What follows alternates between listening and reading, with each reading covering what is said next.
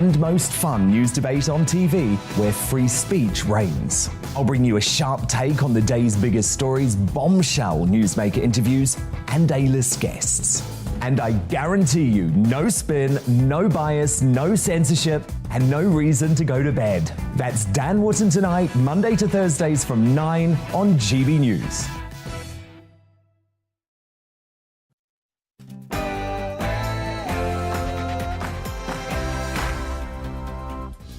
A very good morning to you. This is To The Point on GB News with myself, Mercy Moroki. I'm joined by nobody today. I am on my own and I'm on your TV, radio and online. And it's Wednesday today, which means it's our Viewers' Choice show. We've been asking you to get in touch all week to let us know what you want to hear us or me speaking about today. And I'm dedicating the show to the issues that matter to you. And as always, you can join the conversation today by emailing in on our usual email, gbviews@gbnews.uk. We'll read those throughout the show. Get to that in just a moment, but first, here's your latest headlines.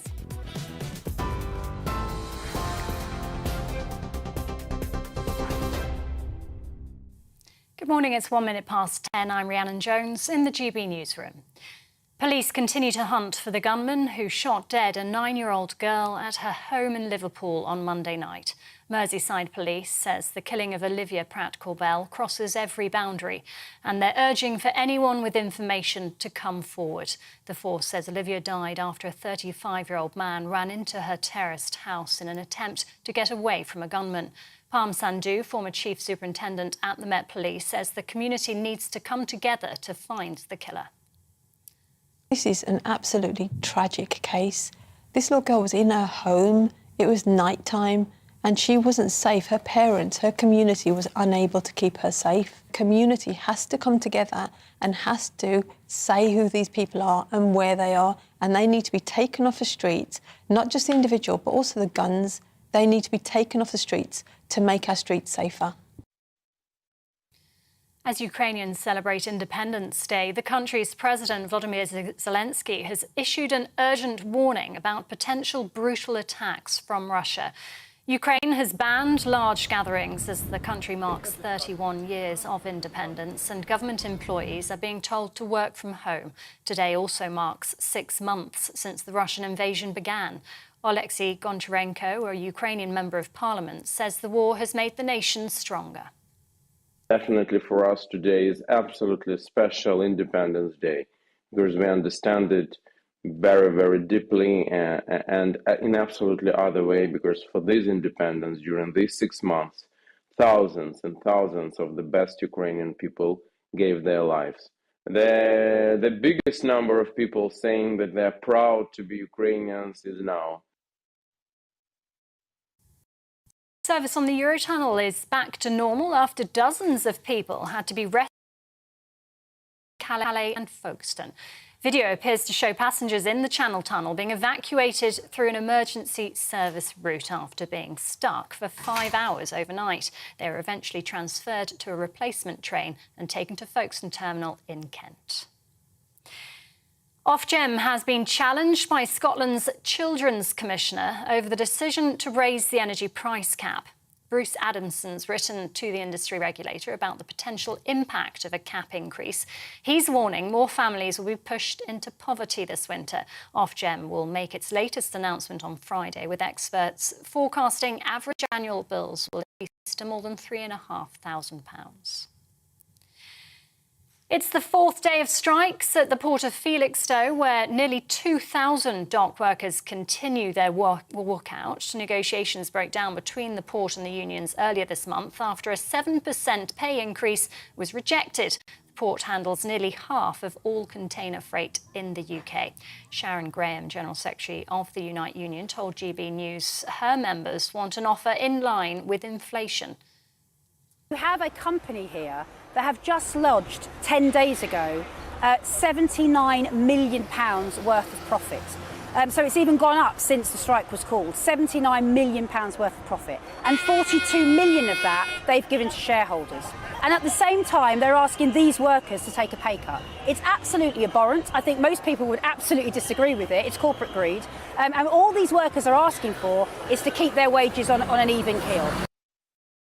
Meanwhile, bin strikes seen in Edinburgh in recent days are expected to grow as refuse workers at 13 Scottish local authorities plan to walk out.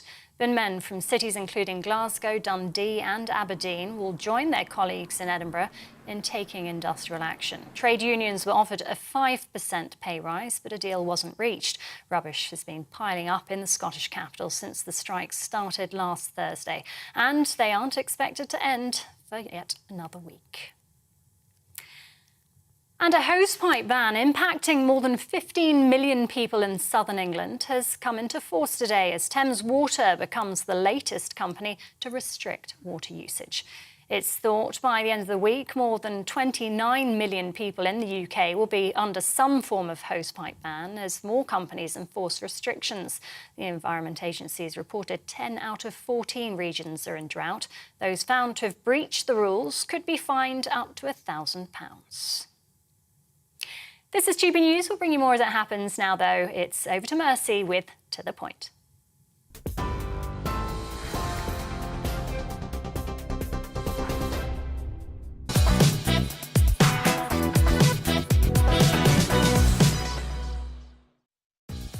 Well, good morning. The time is 10:06 and this is To The Point on GB News with just me today, Mercy Moroki, and you're watching and listening to our weekly special today. So everything on our agenda has been chosen by you. Here's what's coming up. Now, so many of you have been horrified by the tragic killing of 9-year-old Olivia Pratt-Corbell, who died after a gunman forced their way into her house. In Liverpool, police are still searching for the suspect and will be bringing you the latest developments as we get them. And it's now been 6 months since Russia invaded Ukraine, and lots of you have asked when this war will end. How much money can we continue to send to Ukraine, and whether Russia will escalate tensions? We'll be talking to one military expert to answer your questions. And the controversial railway line High Speed 2 has a £100 billion price tag, and Tory leadership hopeful Liz Truss has committed a further £26 billion to build the Northern Powerhouse Rail, which has been dubbed HS3. But rail workers going on strike amid a cost of living crisis. Should we continue throwing so much money at our railways? We'll discuss this later on. That's all coming up and much more as well across the programme. I'm here with you until midday, and get in touch. Tell me what you think about everything I'm talking about today. GB Views at gbnews.uk.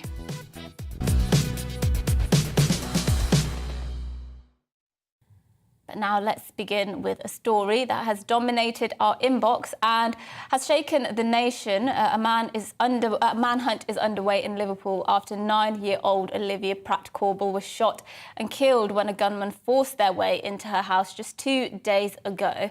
The gunman also shot Olivia's mother and another man, and both are receiving medical treatment in hospital at the moment. Well, our North West reporter Sophie Reaper joins us live from Knotty Ash in Liverpool to give us more on this story. Sophie, good morning. Sophie, do we have Sophie? OK, we don't have Sophie. We'll try and bring you Sophie's update a bit later. There we do. Sophie, good morning to you. Just give us some updates on what we know so far. As I said there, a manhunt is still underway. Yeah, good morning to you. Well, in the last few minutes, we've seen police and people in forensic suits taking samples from in front of one of the houses just behind us here on Kingsheath Avenue. This is, of course, part of the police's murder investigation into the death of 9-year-old Olivia Pratt-Corbell, who was killed here on Monday night. She was fatally shot in the chest by a gunman who forced his way into the family home whilst he was in pursuit of another man. The family are, of course, devastated, and someone who we believe to be Olivia's cousin has taken to social media to say, "I can only apologise for the cruel world we live in and the monsters in it. My heart aches so much, and I don't think we will ever digest what's happened. We will find who did this, and we will get justice for you, baby girl." Now, Olivia's is the third death caused by gun crime here in Liverpool within the last week. They didn't have any for 13 months, police told us yesterday. But as I say, this is now the third in a week, and that's following the deaths of Olivia, of course, and Sam Rimmer and Ashley Dale. Now, police are urging people in the community with any information to come forward so that they can find whoever committed this heinous crime. Well, Sophie, thank you for giving us that update. I know you'll stay on top of that for us and bring us any further updates. Hopefully, that suspect will be apprehended by the police much sooner rather than later. But let's move on to something else. Yesterday on the programme, we gave you some new startling figures on inflation and energy bills, and this prompted a lot of you to get in touch. One viewer, for example, Andrew, is worried about the impact this could have on pensioners. He asks this: how are pensioners going to be able to cope with the rising costs of paying their energy bills when they aren't earning enough money, and probably need the heating most? That's a good question there. Well, here to discuss this in more detail is Angela Knight, former CEO of Energy UK. Thank you so much for joining me this morning. Let's start with that question there by one of our viewers and listeners, which is specifically about pensioners. Now, I was looking this morning about on what help is available for pensioners at the moment, and we've got that warm home discount, winter fuel payment, pensioner cost of living payment as well. Now, not all pensioners will be eligible for these, but is it true to say that pensioners aren't getting enough help? I think that that is correct, that right now, as we look at what the likelihood is going to be the bills coming up, that there needs to be more money that comes out, particularly for pensioners and poor ends of society. Because when the current set of support was actually put in place, of course, you know, what was going to happen this winter didn't look anything like as bad as the numbers we're seeing now. But what I would say to anybody who's a pension, indeed anybody who's thinking about their bills this winter, is the cap itself is actually a cap on the unit price of gas and electricity. And so the numbers we're seeing are estimates for average people. And a pensioner may well actually not use as much as an average family, simply because they're not a family. And in addition, though, to anyone who has got real concerns, and that's probably an awful lot of people, is, yes, there is the help available. You have read a list at Mercy, and that's quite right. As I say, I expect more will turn up once this leadership election is over and done with. But right now is the point at which to get a hold of your supplier and say to your supplier, look, I'm in difficulty. I'm only a pensioner. All I've got is my pension. There is nothing more I can do about this. Because get yourself registered as somebody who is potentially going to have a problem. And then should that problem arise, you know that you're going to be treated far more leniently, that there's going to be plans in place, and you're not going to be hit with bills that you can't pay or end up having to switch off on cold days. That's actually really interesting there about taking sort of preemptive measures to ensure you're sort of covered if you do struggle. And it's similar to a question here from Anne. She says, my husband and I can't afford another increase. Our bill went up recently to £530 a month. What are my options? Now, there'll be people saying, I physically cannot afford to pay this bill. They obviously don't want to get in trouble. They don't want bailiffs turning up at their door to enforce what they owe. So just give us some idea of what those people should be doing. Yes, you're right, because I know when something gets really difficult like that, you've got some sort of huge bills you can't pay, you kind of don't know what to do, and a tendency is just to sort of park it and hope, not that it goes away, but nothing much will happen. And that's when, you know, real problems do arise. But there is a requirement on these suppliers to help people who are in difficulties. And so if you let your supplier know early, then you can get your plan in place, which is far more affordable for you. And that is why I'm saying get in touch with them now. Don't wait until you've got a bill that you can't pay. And don't sit at home being sort of frightened about the future. I mean, it's easy for me to say, but equally so, it's that you know, fear builds up and you think, oh my goodness, what should I do? But suppliers do have an obligation to assist, but you do need to let them know. And then, as I say again, I'm pretty convinced that once this leadership election is over, and it seems to have gone on forever, but once it's over, and Parliament is back at the beginning of September. At that point, more assistance will be announced, and not just for pensioners, but more broadly as well. And the reason I say that is because quite a lot of really useful proposals have been put up, a lot of them quite detailed, and some have not made any headlines at all. But that, in certain respects, is immaterial. The question that one asks is, those proposals that have been put up, are they going to help people and businesses in the country? And some really are going to help. And inside government, inside the offices of Whitehall, things like, you know, the Treasury and the Department of Business and so forth, that's still full of ministers, that's still full of people working on these options. So it's really, really scary now. But I think that come September, we'll start to see some really positive, good, strong help. And I think everybody needs it.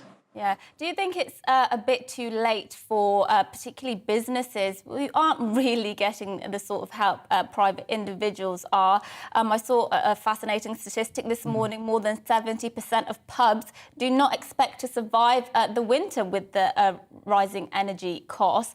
Lots of other businesses across the country will be in the same position. Now, once a business closes, it's not as easy as just sort of opening up your doors again once everything's back to normal. So has this set off sort of a domino effect where we'll see mass closures of businesses? Well, you are right. The business has been a bit overlooked in all the discussion to date because we've all been thinking about what's going to happen in our own homes. And yet, unless we can keep business running effectively and efficiently, there's no jobs, you know, and not the goods and services that we want at the price that we want. And unlike you and me in domestic, where we pay 5% VAT for our energy, business pays 20% VAT for its energy. We tend to use a lot of gas in our gas central heating, whereas business tends to use a lot of electricity. So again, one of the more complicated of the propositions that I've seen around does address assistance for industry. And there's also some longer-term propositions that are now starting to get put to place, which is working together as all European countries in order to get a general better place of security, rather than what is happening at the moment, which is a bit sort of one country fighting with another country to get its next load of liquefied natural gas or whatever it may be, and so forcing prices up. So there's a long way to go yet. But as I say, right now, if you're worried, get hold of your supplier, let them know that you can't afford to pay much more.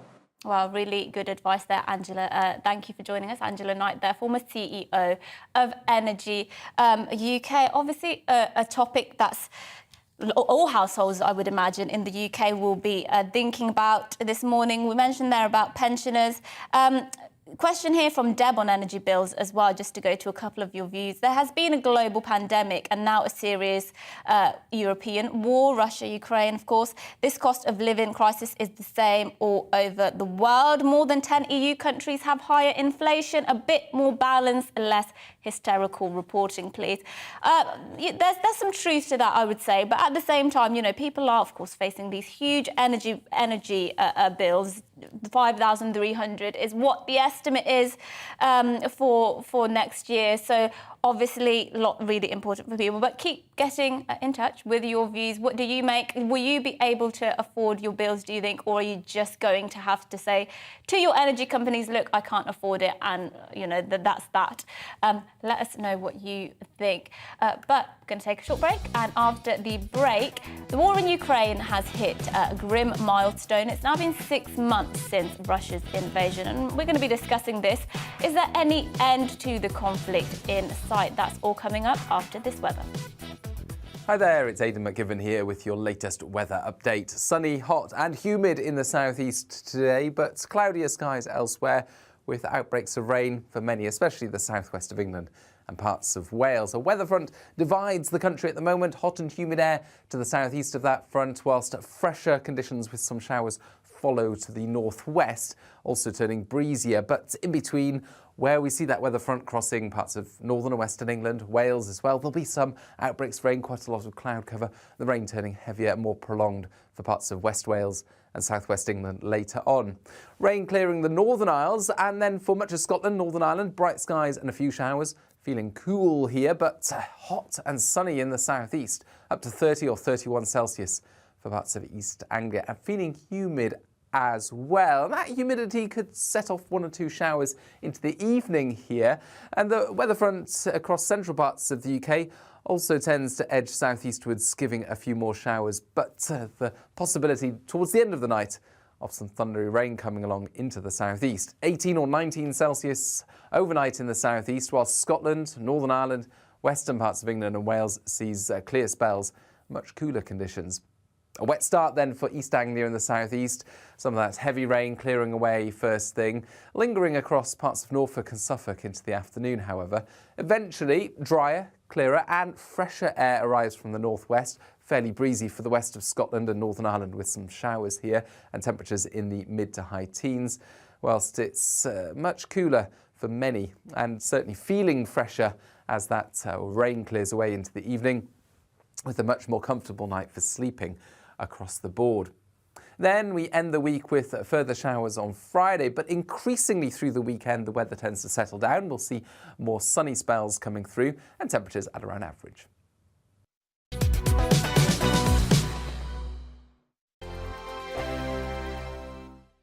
Join my show Farage, 7 p.m. till 8 p.m. Monday through Thursday, and there you will get opinion, analysis, debate, and I'll cover stories that nobody else dares to touch.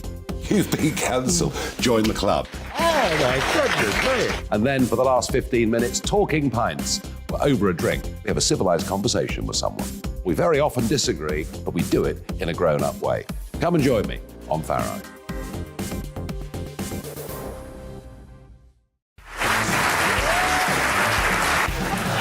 My name is Andrew Doyle. Join me every Sunday evening at 7 p.m. for Free Speech Nation. This is a show where we address current affairs and news stories of the week with the help of 2 wonderful comedian panellists. I brought in comics because I want to give it a lighter edge, and also they work for less. See you there.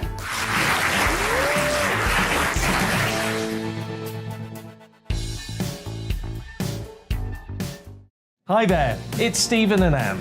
At breakfast from 6 a.m, you'll always be caught up with everything you need to know, the latest headlines, opinions and debates. We'll bring you the good news and the bad, but most of all, we're here for you. Remember, send in your views and let us know what you would like us to talk about.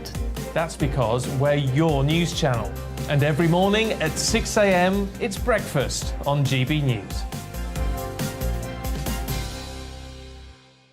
I'm Dan Wootton. Join me Monday to Thursday from 9 to 11 for the feistiest and most fun news debate on TV, where free speech reigns. I'll bring you a sharp take on the day's biggest stories, bombshell newsmaker interviews, and A-list guests. And I guarantee you, no spin, no bias, no censorship, and no reason to go to bed. That's Dan Wootton tonight, Monday to Thursdays from 9 on GB News.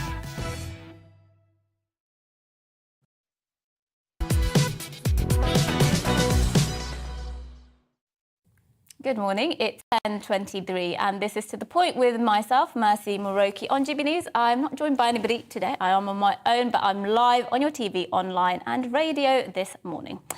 Now, today marks 6 months since Russia invaded Ukraine and it coincides with its Independence Day, celebrating 31 years of freedom from Soviet rule. Well, you've been giving us your views on how the West has so far supported Ukraine. Steve got in touch to say this. He says, if Russia and Putin see that the Western alliance is losing its resolve, then in a few years' time, Russian soldiers will be marching across the rest of Europe and we will have a much bigger war on our hands and millions of people will die. Well, let's look back at some of the key events of the war so far. On the 24th of February, Russia's President Vladimir Putin ordered a full-scale attack on Ukraine. On the 8th of March, Ukraine's President Volodymyr Zelensky made his first address to the UK Parliament as civilians were given permission to evacuate Ukraine through humanitarian corridors. On the 4th of April, mass graves were discovered near Kiev, with Zelensky accusing Russia of genocide. Then on the 9th of April, the Prime Minister Boris Johnson made his first visit to the war-torn country as a show of support. He was, of course, very popular during that visit. On the 27th of June, following further escalation, Russian missiles struck a shopping mall in the city of Kremenchuk, killing more than 20 people. And on the 1st of August, the first vessel carrying Ukrainian grain left Odessa under a UN-Turkey brokered deal between Ukraine and Russia. Well, so far, support for Ukraine from Western allies has remained steadfast, but as our security editor Mark White reports, some military experts predict that support could fracture as many countries struggle to cope with an energy shortage and a likely economic recession in the coming months. 6 months on from the Russian invasion, in the towns of eastern Ukraine, this has become a war of attrition.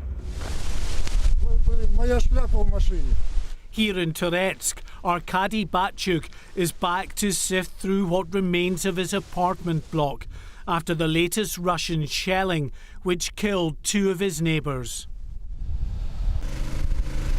To add to the misery here, the strikes have crippled the town's water supplies, but Arkady and many others here are determined to stay put. We are not planning to leave. I was born here, even though my wife is from Lviv. We got married and are living here. We are not planning to run anywhere. Since the first missiles rained down on Ukraine's towns and cities,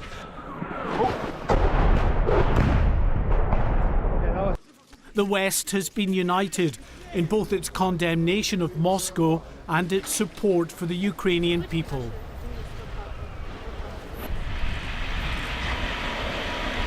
In the early days of the war, the Russian tanks rolled quickly over many miles of Ukrainian soil, encircling key population centres, including Ukraine's second city, Kharkiv, which suffered weeks of bombardment.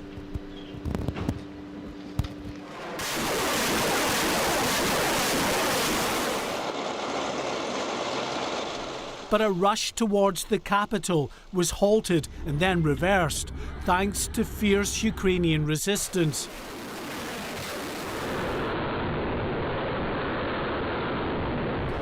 And growing numbers of sophisticated Western weapons systems provided by key allies, including the US and the UK.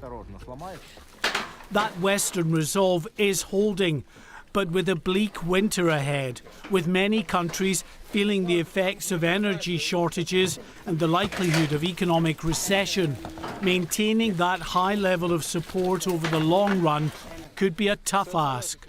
I think we're going to see a reduction in unity as we get into the winter, particularly with the energy problems that countries like Germany will face, both domestically and in industrial terms. And that, I think, will lead to Germany and other Western countries, including NATO countries, reducing their support for Ukraine and probably pressuring Zelensky to come to terms with Russia. Thank you, everybody. Thank you.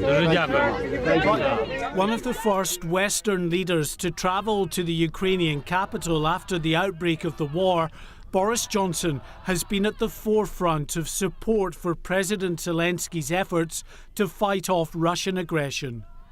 Publicly, at least, both candidates to take over from Boris Johnson say that support will continue. What we've seen, in the past few months is the Russians have made some gains. They've taken some territory in the Donbas region, but they're very incremental. The Ukrainians are pushing back. We're back to it's World War I like trench warfare. It's a war of attrition, and so unless something dramatic happens to change this war can grind on for a long time. In recent weeks, Ukrainian troops have begun a pushback in some key areas. including around the strategically important city of Kherson, currently under Russian control, but looking increasingly isolated. 6 months on, Ukraine's armed forces and its people are in this fight for the long haul. They desperately hope their Western allies are as committed in the months ahead. Mark White, GB News. Well, 6 months of conflict on. How close are either the Russians or the Ukrainians to achieving their military objectives? And what would the next phase of that conflict actually look like? Well, joining us to discuss this in more detail is Major General Chip Chapman, who's former head of counter-terrorism at the Ministry of Defence. Always good to have you on the programme. We keep using this phrase when we're talking about this, a war of attrition, which is to say it's a sort of prolonged war where they're going to wear each other down. Do you think that's an accurate description of how this is going to pan out? Or actually, is there a real threat of Putin doing something quite dramatic and decisive in a bid to end this war? Well, there's a difference between war, the thing which is fought for political objectives, and warfare, the attrition that you referred to, Mercy. And it is that first thing, war as fought for political objectives, which is the most important thing, because that gives you or sets the condition for why conflict termination ends and why you might get into conflict resolution.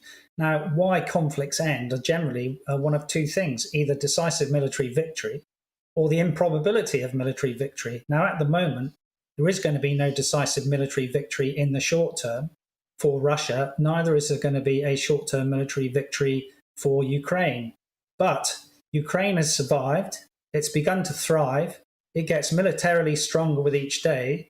You then have the conundrum about the military strength getting stronger, but does their political strength get stronger or weaker, depending on that analysis of both their domestic politics and alliance politics, because you always have a strategy bridge between political intent and military power. From Zelensky's perspective, he would like to see a decisive attack in the Kherson area to show to the allies that the Ukrainians can do combined arms warfare. That is slightly dangerous for the Ukrainian military, who may not be in a position to achieve that at the moment. But I think what they can achieve is, I think that the Ukrainians in the short term, probably in the next 6 weeks, can kettle and crush the Russian forces which are on the west of the river, because they're hemmed in really by 3 rivers. That's the river Pivdeni, the Dnipro, and the Inhalut. So I do think the Ukrainians on the west side of Kherson can kettle and crush those Russians and force 20,000 to surrender. And that will be important because 3 things could happen in Russia. The first one is Putin could be protested out of power. I don't think that will happen. The second one is there could be elite splits, and you could argue that one of the things we saw with the assassination at the moment is what is part of that. Or the third thing is, if you have 20,000 troops who are forced to surrender, the kettled and crushed ones, then it is not beyond the realms of possibility that the Russians en masse, with poor logistics, because the Ukrainians are cleverly hitting in their deep battle the Russian supply lines, could actually collapse. And finally, sorry, it's been a short conversation, but I do have to ask you about the West support for you that they've given to Ukraine so far, in particular Britain. I think the latest figure is about 2.3 billion in terms of the package of support we've given here in the UK. Of course, this includes humanitarian aid, as well as weapons launch, rocket systems, ammunition, that kind of thing. Do you think the British appetite for giving more money to Ukraine will wane over time? Because, of course, the thing in the national headlines at the moment is all about the cost of living, and 2.3 billion is not an insignificant sum. War support depends on 3 things: domestic politics, alliance politics, and perceptions of Russia. There are appeasers versus believers. I'm not in the appeasers camp. I believe that the Ukrainians should win, and we should support that both in diplomatic, military, economic, logistic, and financial support. Well, thank you so much for joining us, Major General Chip Chapman, there, former head of counter-terrorism at the Ministry of Defence.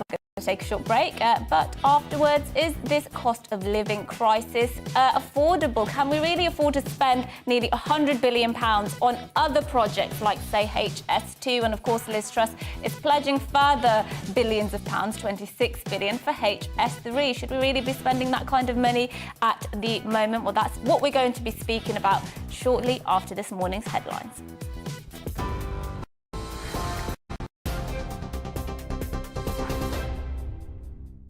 Good morning, it's 10:34. I'm Rhiannon Jones in the GB newsroom. Police continue to hunt for the gunman who shot dead a 9-year-old girl at her home in Liverpool on Monday night. Merseyside Police says the killing of Olivia Pratt-Corbell crosses every boundary and they're urging for anyone with information to come forward. The force says Olivia died after a 35-year-old man ran into her terraced house in an attempt to get away from a gunman.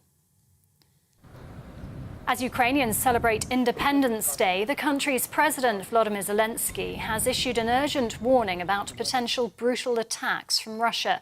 Ukraine has banned large gatherings as the country marks 31 years of independence and government employees are being told to work from home. It's also 6 months since the Russian invasion began. Service on the Eurotunnel is back to normal after dozens of people had to be rescued when a train broke down between Calais and Folkestone. Video appears to show passengers in the Channel Tunnel being evacuated through an emergency service route after being stuck overnight for 5 hours. They were eventually transferred to a replacement train and taken to the Folkestone terminal in Kent. And a hosepipe ban impacting more than 15 million people in southern England has come into force today as Thames Water becomes the latest company to restrict usage. It's estimated by the end of the week more than 29 million people in the UK will be under some form of hosepipe ban as more companies enforce restrictions. It comes as the Environment Agency reports 10 out of 14 regions are in drought. TV online and DAB+ radio, this is GB News.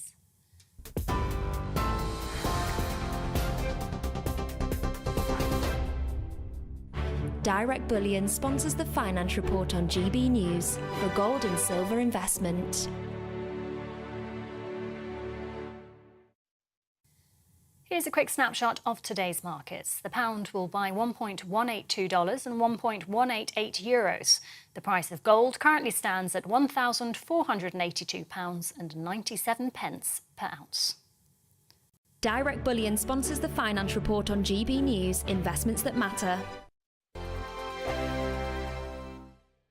Join my show Farage, 7 p.m. till 8 p.m. Monday through Thursday. And there you will get opinion, analysis, debate, and I'll cover stories that nobody else dares to touch.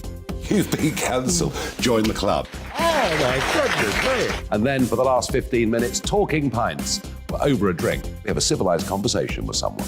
We very often disagree, but we do it in a grown-up way. Come and join me on Farage.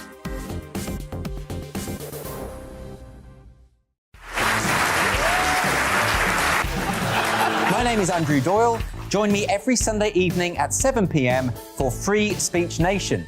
This is a show where we address current affairs and news stories of the week with the help of two wonderful comedian panellists. I brought in comics because I want to give it a lighter edge, and also they work for less. See you there.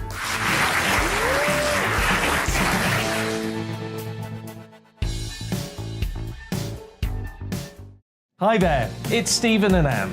At breakfast from 6 a.m, you'll always be caught up with everything you need to know, the latest headlines, opinions and debates. We'll bring you the good news and the bad, but most of all, we're here for you. Remember, send in your views and let us know what you would like us to talk about.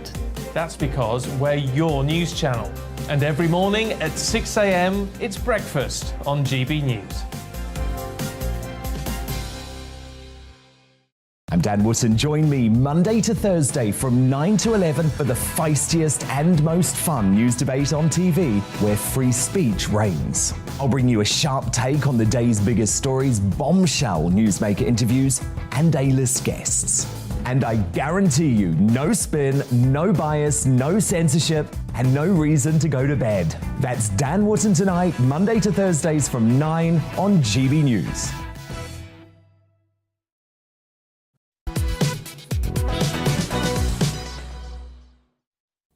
Good morning, it's 10:39 and this is To The Point with me, Mercy Moroki, on GB News. I'm live on your TV, online and radio this morning. Now, one man has been in the thick of it, supporting refugees and providing aid since the invasion of Ukraine began 6 months ago, and his name is Piers Grundy, and he's a viewer of the programme. Well, in March, Piers spent 4 weeks as a volunteer in a Slovakian refugee camp.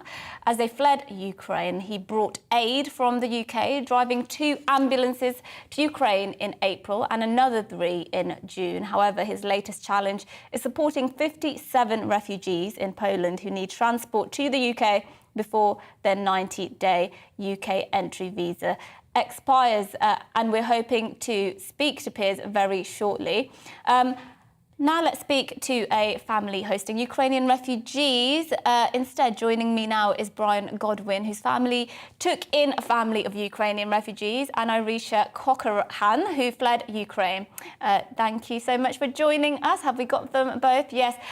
Hi, both. Thank you so much for joining us this morning. I mean, it's an extraordinary thing you've done there, Brian. I just want to speak to you about what motivated you to do that, because it's incredibly generous, of course, but it is a huge thing for somebody to take on.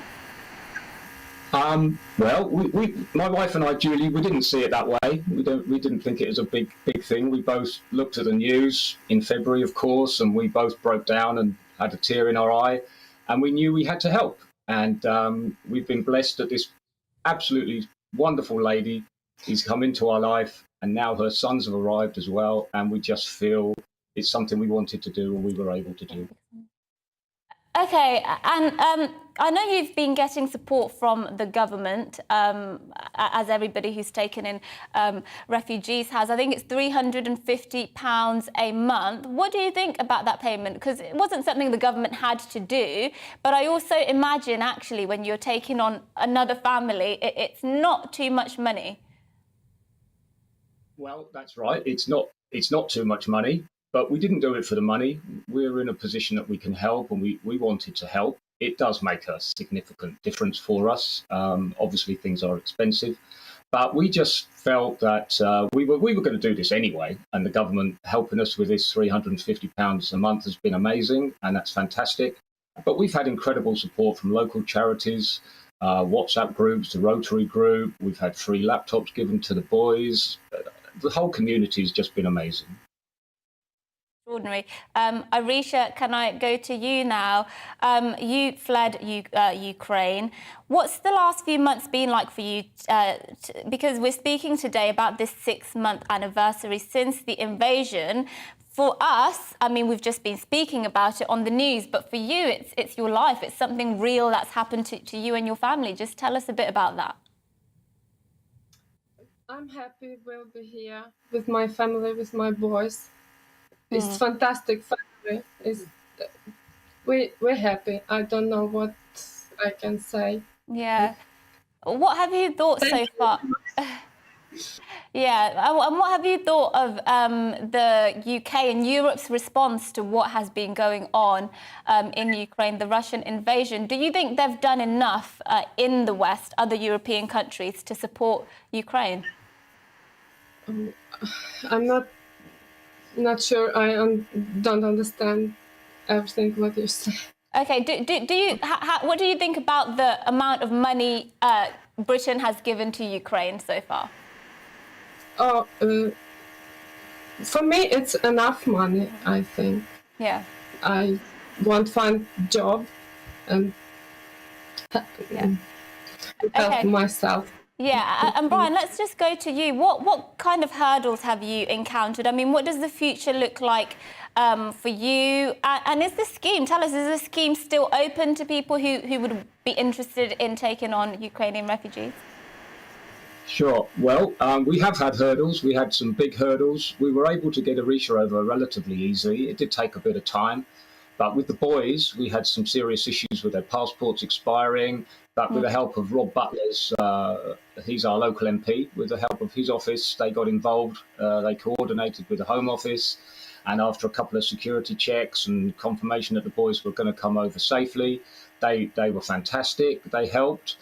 Of course, the future, we don't know. But we really hope and wish, our deepest wish is that Arisha and the boys can feel some safety and security here for the next year, improve their English, get a job, build up some savings, and then decide what they want to do. If they can return safely to Ukraine, that's wonderful. If they can't, well, we'll never see them homeless, and they may wish to move to other parts of the UK or Europe, and we would support them in any way they want to do. So we just want them to feel safe here for now and then plan for their future.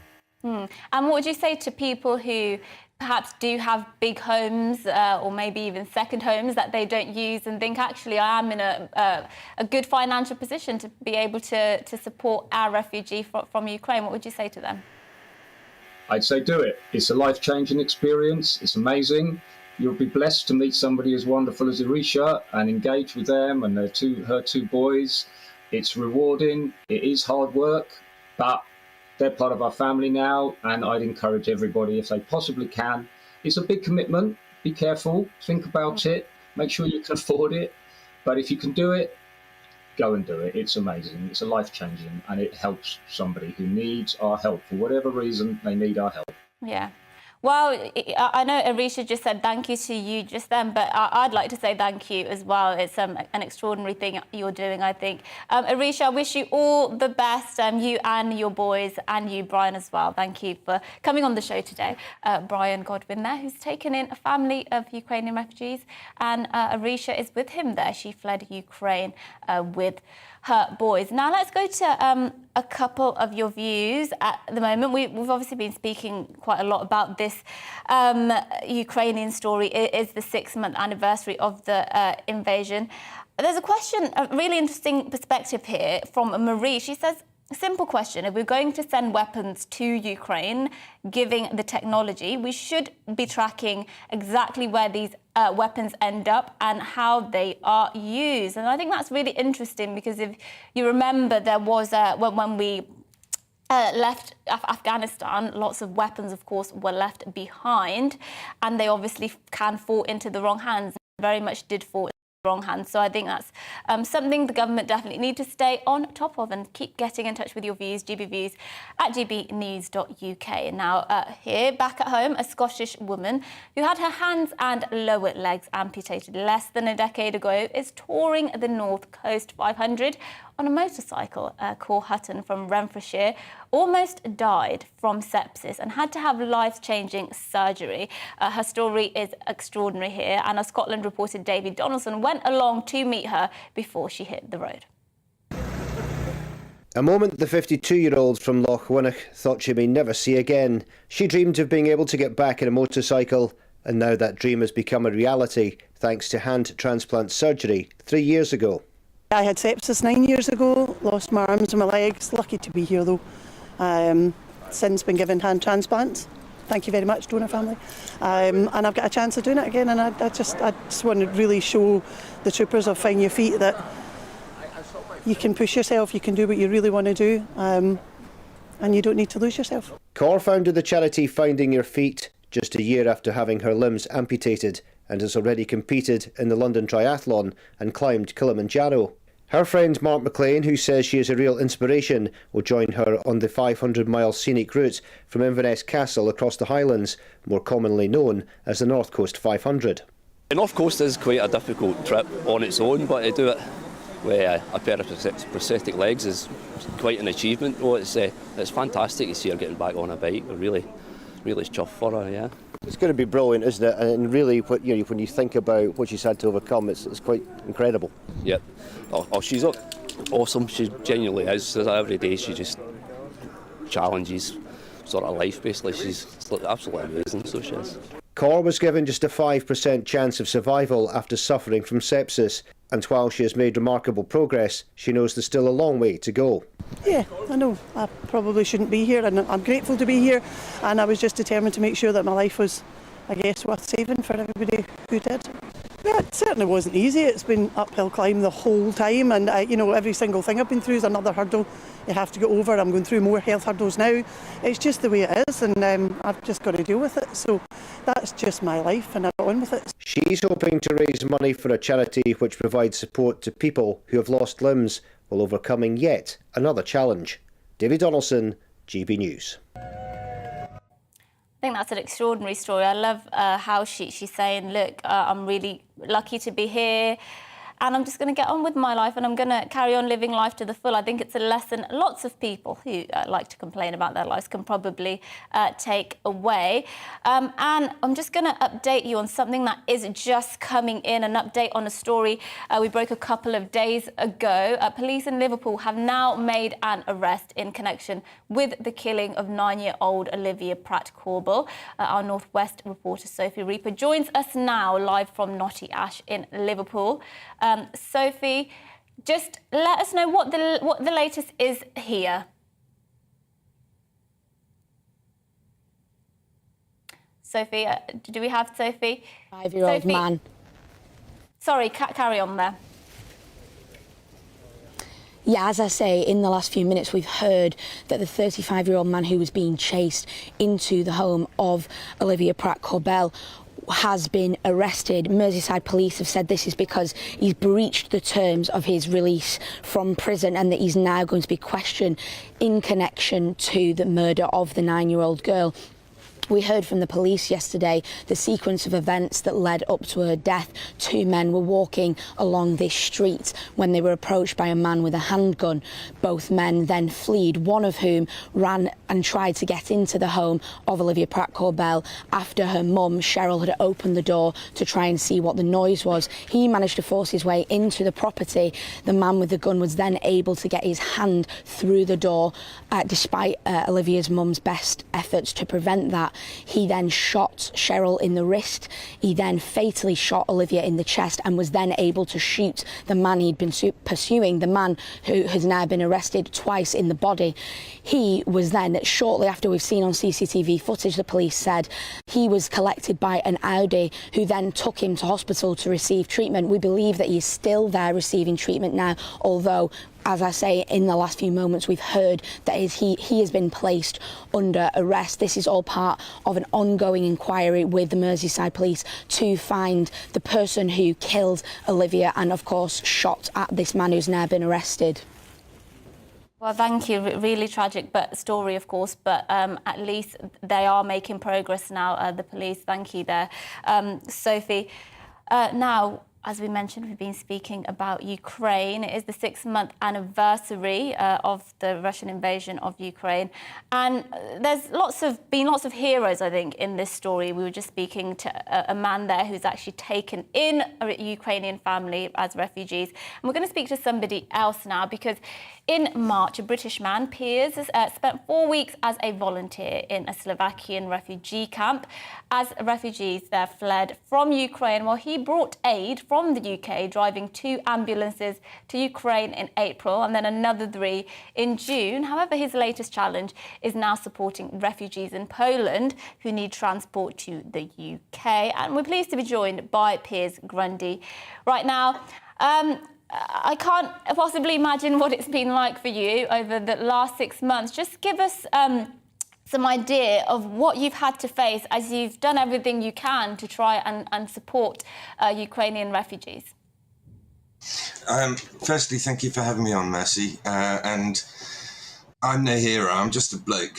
I'm just a bloke who watched for 3 or 4 days in February something that I never thought I'd see in my lifetime. And I was fed up with sitting watching TV and thinking, I'm sure I can do something. So I bought a vehicle because nobody would lend me one. Everybody wanted to help, but only up until what I call the inconvenience tipping point. So I bought one. I went out to Slovakia and ostensibly with £1,000 in my pocket thinking I'd just deliver some stuff. But the fundraising went so well that I ended up near £8,000. So I ended up staying because it wasn't my money. I had to spend it and I had to use it wisely. So that's how it started. And now, I'm at 21 ambulances, 3 of which have been destroyed, but 18 of which hopefully are still up and running. Lots of baby incubators, stretchers, tourniquets, that sort of thing. It's remarkable, and it's remarkable how much it's changed as well. A lot of your experts have talked about the change and coming towards winter. When I started out in Slovakia, I was sleeping in my tent. It was about -10 in the evening. And of course, right now it's much easier with the weather being the way it is. But as we get closer to winter again, that situation becomes much, much harder. And what have you thought about the efforts of the West so far? Because we were speaking to a Major General earlier, Chip Chapman. I don't know if you saw that. And I was saying, you know, we've given billions, 2.3 billion, I think, is the figure at the moment. And Boris has been quite popular, very popular, in fact, in Ukraine. He's sort of the figurehead of the Western efforts of supporting Ukraine. Do you think there's still much more we need to be doing? Or actually, have you been quite impressed with the way we've stepped up? No, you're absolutely right, Mercy. And to be honest with you, you know, British people are not always popular abroad, but there is no more popular person than a Brit in Ukraine at the moment. You know, they think that Boris is fabulous. And I think that from my perspective, what Boris has done over the last 6 months has been fabulous. I was in Kosovo just shortly after Tony Blair became almost their sort of, you know, knight in shining armour, and Boris is pretty much the same now. To answer your question directly, is there more that we could do? Yes, there is, but it comes back to that inconvenience tipping point, and where in April, me raising £8,000 was remarkable. It was staggering, it blew me away, but trying to raise now, over the last 9 weeks, around £10,000 to buy an ambulance that my own friends can say they funded. I'm at £800 at the moment, and that's taken me 9 weeks. And that's just a reflection of the way things are. Yeah, it's quite the conundrum, isn't it? Because, of course, people are facing financial pressures at the moment. We keep talking about cost of living. But I think, you know, for those who want to donate, just talk to us about ways of doing that. And if people want to give money, how can they go about doing that? I'm going to be controversial. The first thing I'd say, Mercy, is that the UNICEFs and the Oxfams of this world absolutely blown away at how poorly they have reacted. As long as the TV cameras were there, great, then you see lots of it. As soon as the TV cameras have gone, there's nobody there. So I would say do it independently. If you know somebody who's trying to raise funds, do it through them. And if they are doing it through a trusted organisation, do it that way. But, you know, anybody can make a TV advert. All you've got to do is walk through the borders and see that those people are gone when the TV cameras are gone. Personally, I'm doing it through a Just Giving page, just a search on Just Giving for Piers Ambulance Ukraine. That would find it. And contact me on Twitter. You know. Well, yeah, so thank you. I think we've just given, we've got your fundraising page, justgiving.com/fundraising/Piers-Ukraine there. So thank you for the work you're doing, Piers. Carry on, Piers Grundy there, helping the efforts to support Ukrainian refugees and people in Ukraine at the moment. Well, keep all your thoughts coming into us on email, gbviews@gbnews.uk. I'll be back for another hour of today's top stories and plenty of your stories after the break.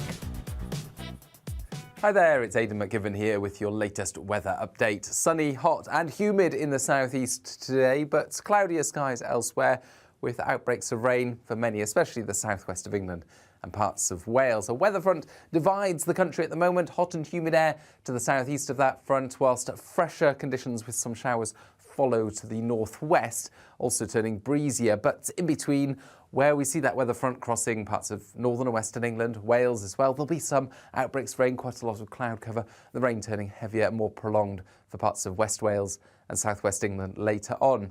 Rain clearing the Northern Isles, and then for much of Scotland, Northern Ireland, bright skies and a few showers. Feeling cool here, but hot and sunny in the southeast, up to 30 or 31 Celsius for parts of East Anglia, and feeling humid as well. That humidity could set off 1 or 2 showers into the evening here, and the weather front across central parts of the UK also tends to edge southeastwards, giving a few more showers, but the possibility towards the end of the night of some thundery rain coming along into the southeast. 18 or 19 Celsius overnight in the southeast, while Scotland, Northern Ireland, western parts of England and Wales sees clear spells, much cooler conditions.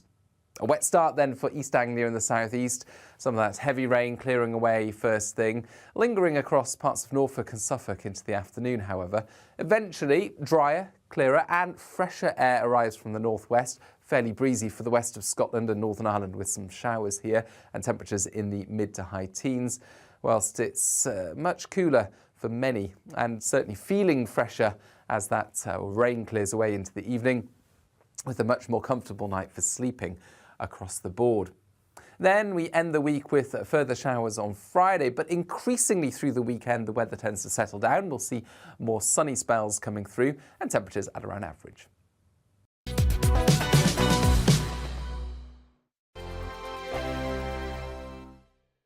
Join my show Farage, 7 p.m. till 8 p.m. Monday through Thursday, and there you will get opinion, analysis, debate, and I'll cover stories that nobody else dares to touch. You've been cancelled. Join the club. Oh my goodness me. And then for the last 15 minutes, talking pints. We're over a drink. We have a civilised conversation with someone. We very often disagree, but we do it in a grown-up way. Come and join me on Farage.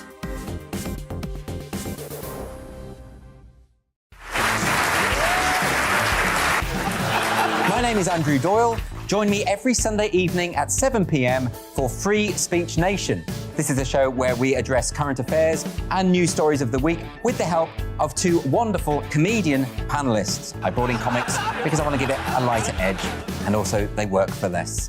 See you there.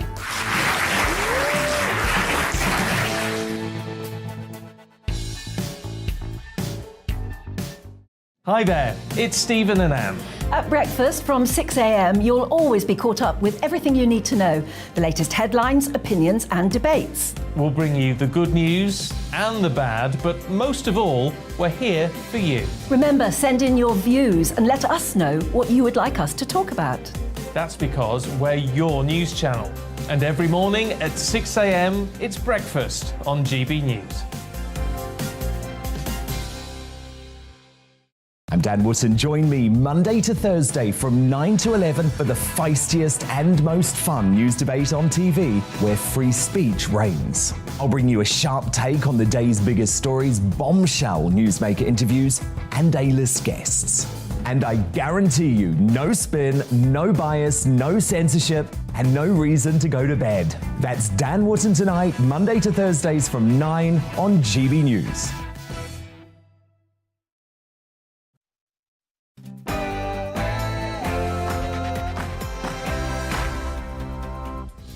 Good morning. It's just going 11:02 and this is To The Point with me, Mercy Muroki. I'm on GB News, live on your TV, radio and online, and I am here for another hour until midday with today's big stories and lots of your views as well. And you can get in touch with me with those views on gbviews@gbnews.uk. That's the usual email, and I will get to those views throughout the show. But first, here's your latest news headlines.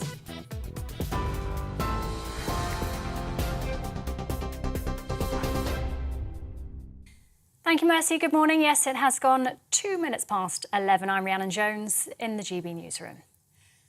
A 35-year-old man suspected of being the target of a shooting in Liverpool which killed 9-year-old Olivia Pratt-Corbell has been arrested. And we can cross live now to our Northwest reporter, Sophie Reaper, who's in Liverpool for us. Sophie, what more can you tell us? Well, in the last few moments, we've heard that the 35-year-old man who was shot twice in the body during the attack on the home of Olivia Pratt-Corbell has been arrested. Merseyside police have said he's been arrested for breaching the terms of his release from prison and that he will be questioned in the connection with the murder of Olivia Pratt-Corbell. Now, yesterday, police told us the sequence of events that they believe led up to the death of Olivia. Two men were walking along this street when they were approached by a man holding a handgun. He began to shoot at them and the two men fled. Upon hearing the noise, Olivia's mum, Cheryl, opened the front door and then, seeking refuge, the 35-year-old man forced entry into the home. He was followed by the gunman, who then managed to get his hand through the door. He fired shots which hit Olivia's mum Cheryl in the wrist, then Olivia fatally in the chest, and then 2 shots which hit the man in the body. He was being treated at hospital for his injuries, but as we've heard now, he has been arrested. We will come to you live with more on this as we get it throughout the day, but obviously this comes as part of Merseyside's police investigation into the death of Olivia Pratt-Corbell. Sophie, thank you. Sophie Reaper, our Northwest reporter there for us. As Ukrainians celebrate Independence Day, the country's President Volodymyr Zelensky has issued an urgent warning about potential brutal attacks from Russia. Ukraine has banned large gatherings as the country marks 31 years of independence, and government employees are being told to work from home. Today also marks 6 months since the Russian invasion began. Oleksiy Grancharenko, a Ukrainian member of parliament, says the war has made the nation stronger. Definitely for us today is absolutely special Independence Day, because we understand it very, very deeply and in absolutely other way, because for this independence, during these 6 months, thousands and thousands of the best Ukrainian people gave their lives. The biggest number of people saying that they're proud to be Ukrainians is now. Service on the Eurotunnel is back to normal after dozens of people had to be rescued when a train broke down between Calais and Folkestone. Video appears to show passengers in the Channel Tunnel being evacuated through an emergency route after being stuck for 5 hours overnight. They were eventually transferred to a replacement train and taken to Folkestone Terminal in Kent. Ofgem has been challenged by Scotland's Children's Commissioner over the decision to raise the energy price cap. Bruce Adamson's written to the industry regulator about the potential impact of a cap increase. He's warning more families will be pushed into poverty this winter. Ofgem will make its latest announcement on Friday, with experts forecasting average annual bills will increase to more than £3,500. Bin strikes seen in Edinburgh in recent days are expected to grow elsewhere as refuse collectors at 13 Scottish local authorities plan to walk out. Bin workers from cities including Glasgow, Dundee and Aberdeen will join their colleagues in Edinburgh in taking industrial action. Trade unions were offered a 5% pay rise, but a deal wasn't reached.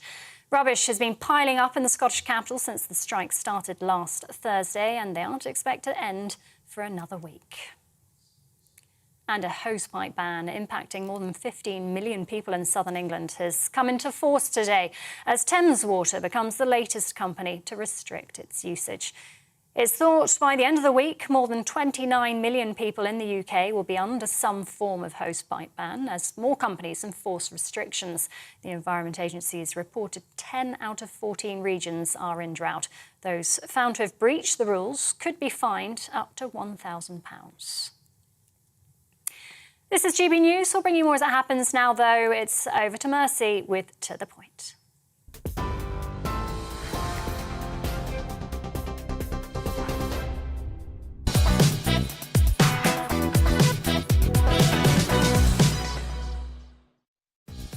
A very good morning. It's 11:07 and this is To The Point on GB News with just myself, Mercy Moroki, today, and I'm live on your TV, radio and online. Now, it's Ukraine's National Independence Day today, but with Russia occupying much of the country 6 months on from when they invaded, what will the day mean for Ukrainians? Well, I'll ask an advisor to the Ukrainian parliament how they will be marking the occasion very soon. Meanwhile, lots of you have been getting in touch about the UK's energy security, and you've asked if fracking is the solution maybe, and whether the green agenda will actually allow for it. Well, I'll ask an energy expert, Will Hodgson, whether he sees any solution to the energy crisis. And finally, could growing your own fruit and vegetables be the way to save you money on your food bills, or is it all work and no pay? The so-called king of vegetables, Gerald Stratford, will join me later to give his tips for keeping the cost down and vegetables big. Well, we have all of that coming up and much more across the programme. I am here with you until midday, and get in touch with your views, GBViews at gbnews.uk.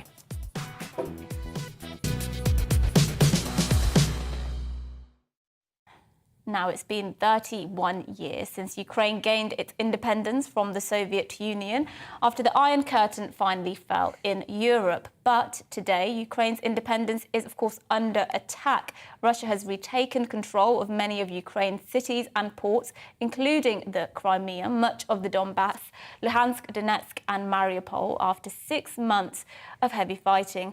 While support for Ukraine from its Western allies has remained steadfast, but as our security editor Mark White reports, some military experts predict that support could fracture as many countries struggle to cope with an energy shortage and a likely economic recession in the coming months. 6 months on from the Russian invasion, in the towns of eastern Ukraine, this has become a war of attrition. Here in Toretsk, Arkady Batchuk is back to sift through what remains of his apartment block after the latest Russian shelling, which killed 2 of his neighbours. To add to the misery here, the strikes have crippled the town's water supplies. But Arkady and many others here are determined to stay put. We are not planning to leave. I was born here, even though my wife is from Lviv. We got married and are living here. We are not planning to run anywhere. Since the first missiles rained down on Ukraine's towns and cities,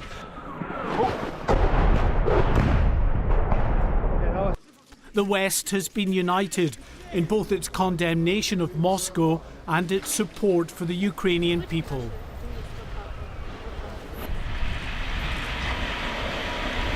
In the early days of the war, the Russian tanks rolled quickly over many miles of Ukrainian soil, encircling key population centres, including Ukraine's second city, Kharkiv, which suffered weeks of bombardment.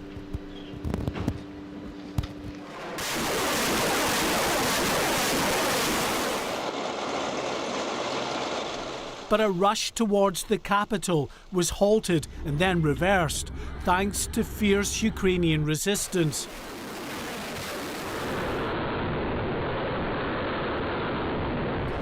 And growing numbers of sophisticated Western weapons systems provided by key allies, including the US and the UK.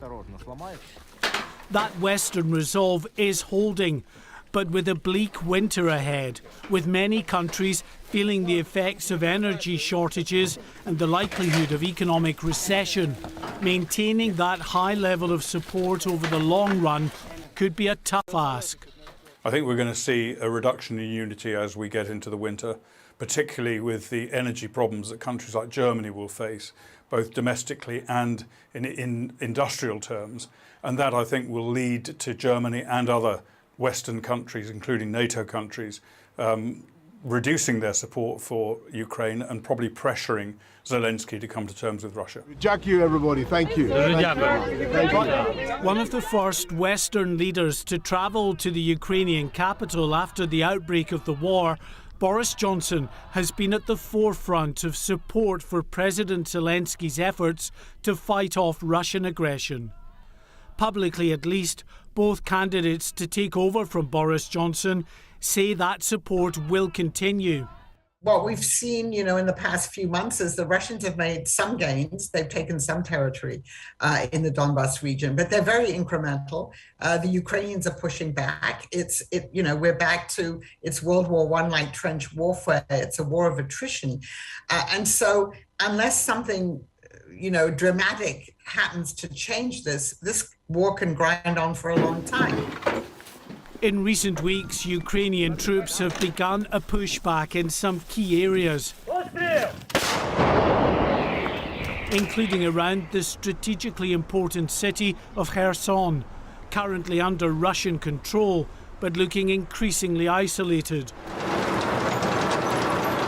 6 months on, Ukraine's armed forces and its people are in this fight for the long haul. They desperately hope their Western allies are as committed in the months ahead. Mark White, GB News. Well, joining me now in the studio is former Conservative Minister for Civil Society, Brooks Newmark, who has helped transport nearly 14,000 Ukrainian refugees to safety. Thank you so much for coming in. I know you've had a busy 6 months, much busier than us here. 14,000, that's a huge number. Just tell us how you've managed that.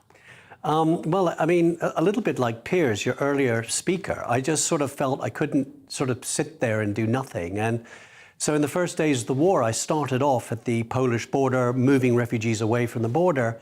And then after about a week, I decided actually where the help is really needed is in Ukraine. And I brought in 3 buses, started moving people away from Kyiv, where the war started, and Lviv. And then it sort of grew from there. And I now have like 8 hubs around the country, mainly around the war zones. And I speak with local government officials and they say to me, hey, we got 50 people in this area. Can you move them? And I've ended up moving about 4 orphanages. And 3 weeks ago, I was in Kharkiv and I moved just over 1,000 people out of a Russian-controlled area through 500 meters of anti-tank mines. And you know, every day is a different day and every day is a different challenge, but I'm sort of not giving up till the war's over. Do you feel safe? Because as you mentioned, you know, you're everywhere in Ukraine and, you know, it's a great thing, of course, because there's a war going on and people do need rescuing. But how safe is it at the moment for people like you who are doing humanitarian work? You sort of don't, at least for me, I don't think about it. I think maybe the adrenaline keeps me going. I mean, I was on the way to this checkpoint I was going to 3 weeks ago. I heard this sort of big bang in the car I was in. I thought I'd blown a tire. But then my guy driving me, Ihor, said, no, that was a mortar bomb just landed 70 meters behind us. I mean, you sort of don't think about it. And in Kharkiv itself, which you've talked about on your show, is every day there are bombs landing. But you sort of, for me at least, I don't think about it. You feel this sort of invisible shield around you and you're not going to get hurt. I'm foolish thinking that, but that's what keeps me going.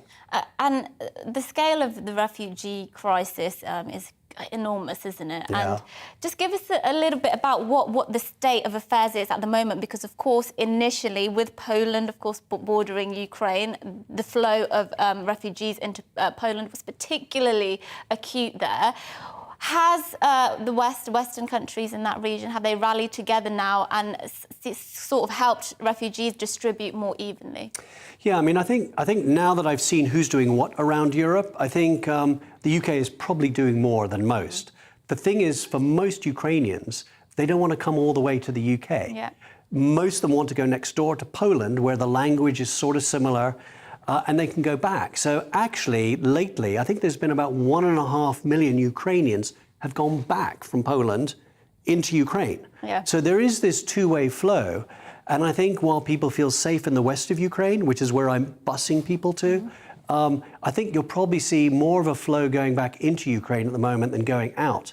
What I'm doing, though, is taking people away from where the war zones are into safety within Ukraine. So I'm not taking them across the border. Yeah, because of course they would prefer to stay in their Exactly. homeland, wouldn't they?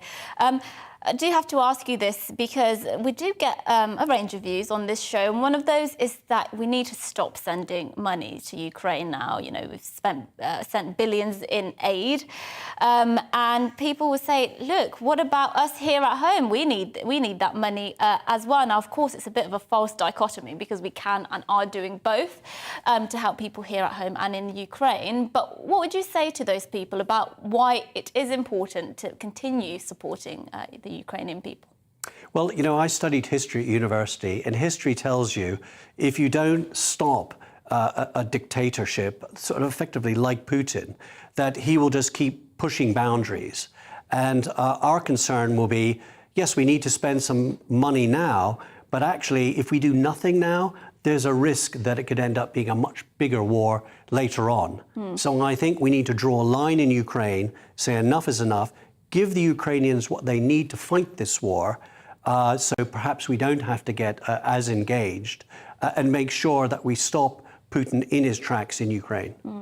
Well, I think that's some good advice there. And you're back in Ukraine on Sunday, did you say? Yep, well, I wish you yep. all the best. Keep doing what you're doing, and I'm sure we'll catch up with you soon. Great, thank you very much. Thank you. Brooks in Newmark there, who, as we said, 14,000 refugees he's helped. And sticking on that, let's go to somebody else now who can tell us a bit more. Ukrainian Parliament advisor Mykola Volkovsky joins me now.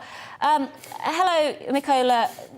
We mentioned that we are, of course, saying it's the 6-month anniversary since that invasion, but it's also Independence Day, isn't it? And it would ordinarily be a time when people are celebrating in the country. How are they going to mark this occasion, given what's going on at the moment? First of all, I would like to compare how Ukraine celebrated Independence Day 30th anniversary and last year. It was a lot of first people, a lot of politicians came to Ukraine to celebrate this day last year. This year we have a parade, not like in last year, with parade with Ukrainian techniques, with Ukrainian patterns.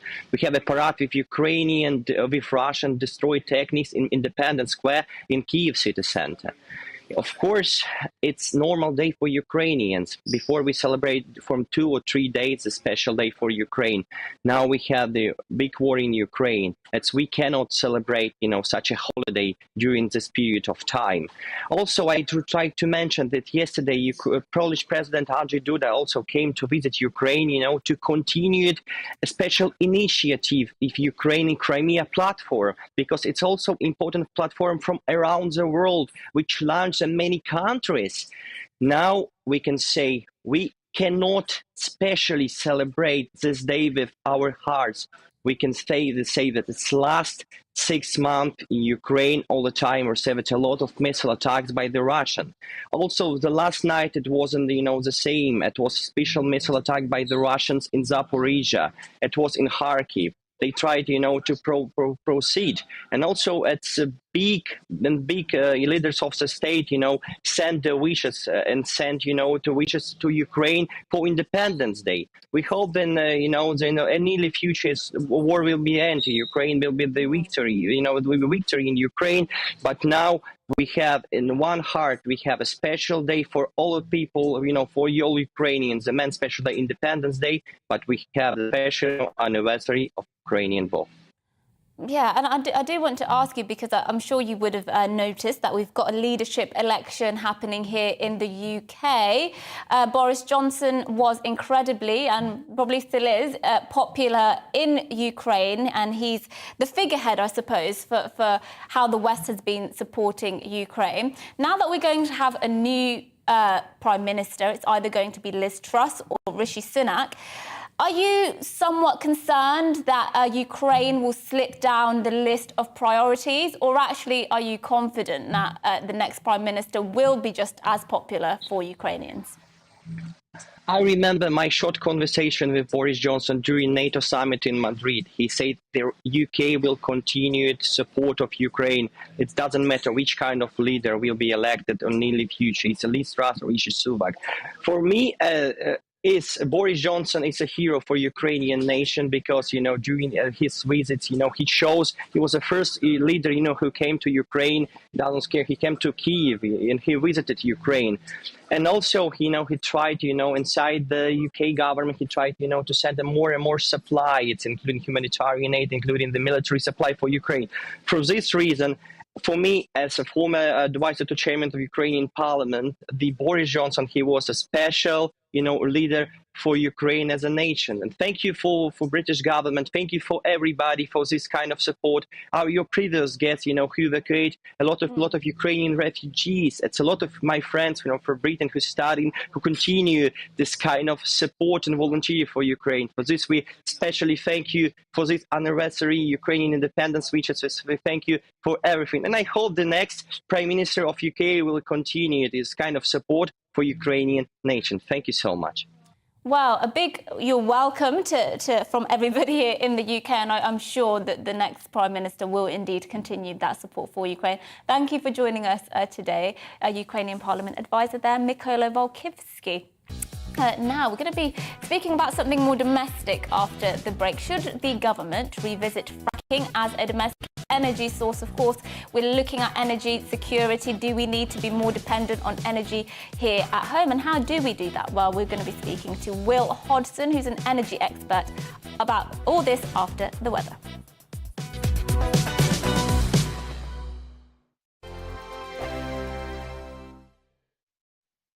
Join my show Farage, 7 p.m. till 8 p.m. Monday through Thursday, and there you will get opinion, analysis, debate, and I'll cover stories that nobody else dares to touch. You've been cancelled. Join the club. Oh my goodness me. And then for the last 15 minutes, talking pints. We're over a drink. We have a civilised conversation with someone. We very often disagree, but we do it in a grown-up way. Come and join me on Farage.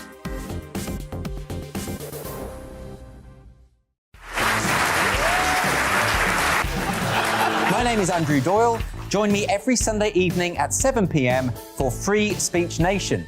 This is a show where we address current affairs and news stories of the week with the help of two wonderful comedian panellists. I brought in comics because I want to give it a lighter edge, and also they work for less. See you there.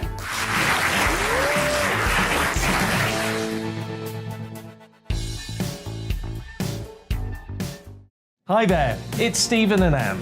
At breakfast from 6 a.m, you'll always be caught up with everything you need to know, the latest headlines, opinions and debates. We'll bring you the good news and the bad, but most of all, we're here for you. Remember, send in your views and let us know what you would like us to talk about. That's because we're your news channel. And every morning at 6 a.m, it's breakfast on GB News. I'm Dan Wootton. Join me Monday to Thursday from 9 to 11 for the feistiest and most fun news debate on TV, where free speech reigns. I'll bring you a sharp take on the day's biggest stories, bombshell newsmaker interviews, and A-list guests. And I guarantee you, no spin, no bias, no censorship, and no reason to go to bed. That's Dan Wootton tonight, Monday to Thursdays from 9 on GB News. Join me, Darren Grimes, for Real Britain every Saturday and Sunday from 2 p.m. A news hour that comes with a trigger warning. Scorching hot opinion with prominent guests saying the unsayable and a little bit of weekend fun thrown in. Unlike other broadcasters, I won't be forgetting what the B in our name stands for. So howie in for Real Britain Saturday and Sunday from 2 p.m.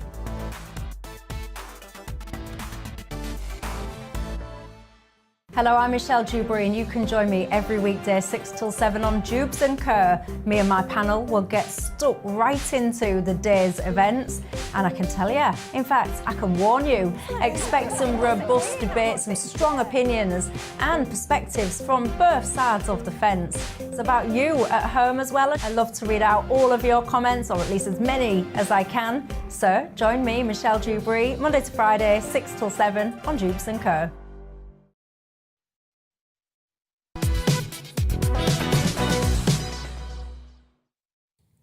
Good morning, it's 11:26 and this is To The Point with me, Mercy Moroki, on GB News. I'm live on your TV, online and radio this morning, and we're going to go to a story now that's more domestic than what we've been talking about this morning, which has mostly been Ukraine, and it speaks to what all of us are going through right now in terms of our energy bills. Yesterday, we told you the depressing news that one estimate of energy costs put them at above £5,000 from next April. And that's just the average price for an average family. Well, we clearly haven't done a good job in this country at maintaining energy security, something that one GB News viewer and listener, Wayne, certainly thinks. He wrote in to say this. He said, I continue to bang my head against the wall. Why are we continuing to disregard fracking? We have decades of gas supplies beneath our feet that could help us. And meanwhile, Tony in Spain wrote in to say, the cheap and simple answer for cheap electricity is to burn coal. Bit controversial there to some.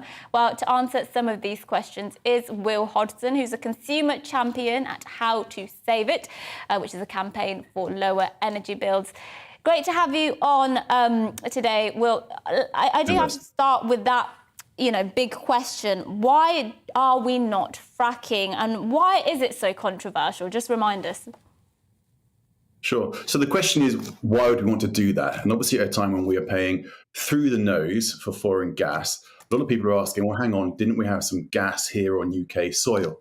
So it's important to drill down, if you'll forgive that phrase, into why people considered fracking and why we are where we are. Where we are, by the way, is we have a moratorium on it. Now, in about 2015, 2016, Quadrilla, a private company, tried to explore the fracking reserves in Lancashire. What they found, and what the community found, was that exploratory work caused tremors, earthquakes.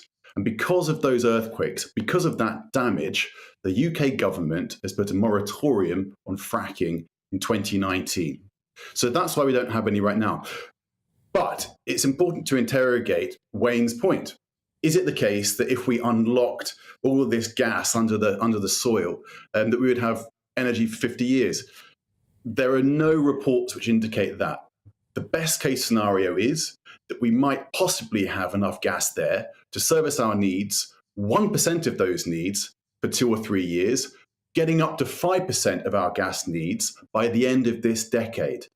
And one other thing to say is, one, that's not really a lot of our gas, and two, never forget that gas is drilled for by a private company who will sell it on the open market. And the reason our bills are so high right now is because gas is so expensive. We won't get a discount. It's just more expensive gas. Yeah, and it's interesting. I think people forget, although we're kind of desperate to have more energy security at the moment, there has been linked to things like cancer in the UK, or likelihood of developing things like leukemia. And there's carcinogenic chemicals that are released, for example, which is why it is controversial. But, you know, some people are very much pro it. But on that point of, you know, it's not going to make that big of a difference if we did it now anyway, what will make a big difference? What do we need to be doing to have better energy security in this country? So what's coming down the line is 2 new nuclear projects, which means we're going to have 4 new nuclear reactors in this country. And that is only going to be coming online over the next decade. Now, that is going to cater to nearly all of our needs once you've taken into consideration the domestic renewable energy, which we control entirely. The great problem with policy over the last few decades is we've not built more nuclear reactors. That's what we needed. That is our dependable source of energy, and it's come too late.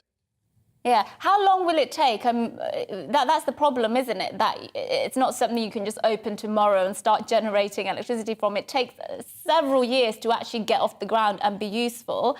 Is there something we can be doing in the meantime, something that can guarantee our energy security a bit earlier than what it would if we go for nuclear? Yeah, well, that's precisely the point, Mercy. So first of all, on nuclear, Hinkley Point C is expected to come good for us in 2027. Until then, and by the way, fracking, if ever you're going to persuade communities they should be happy with earthquakes beneath their feet, if fracking came online for us, that's going to take a long time as well to be significant. So the question is, how do we get more energy that isn't the cheap renewable stuff, which is kind of keeping our bills down? And the answer is, it probably has to be gas. You have gas produced in the US, you have gas produced in places like Qatar. The problem is we are not geared up to import it. It's imported in the form of liquefied natural gas, LNG. But to get that into your shores, you need to have special terminals built. And in Europe in particular, we've been useless at doing that. But that might still be our quickest, cheapest way to service our gas needs. And how long do you think... we keep hearing sort of this excuse, and of course there is lots of truth to it, that, you know, the energy situation we face at the moment is because of the war in Ukraine. How true is that exactly? How long can that excuse be used for? There's no doubt at all that the conflict in Ukraine has pushed gas prices higher, but they were high already. We already had a problem with our over-reliance on and overuse of gas. Don't forget, everyone, we aren't buying Russian gas. We never really did. We get most of our gas from Norway, but the Norwegian gas is traded on the open market, which is why if Germany is struggling with higher prices from their suppliers, we're going to struggle as well from Norway. That again applies to fracking. Never lose sight of that point. And that's really what explains why we are where we are. And I'm afraid that the conflict in Ukraine is showing no signs of abating, and it leaves us with this same problem, which is how do we wean ourselves off hugely expensive gas? Well, I'm afraid it's not a question we'll probably answer today, Will, but thanks for helping us clarify all of that anyway. Will Hodgson there, consumer champion at How to Save It. Now, after the break, missing student nurse Owami Davis has been found safe and well in Hampshire after almost 8 weeks after she went missing. This is, of course, very good news. That's what the Metropolitan Police have said, but they are facing lots of questions, aren't they? I'll be speaking to our London reporter, Alice Porter, outside Scotland Yard. But before that, here's your morning headlines.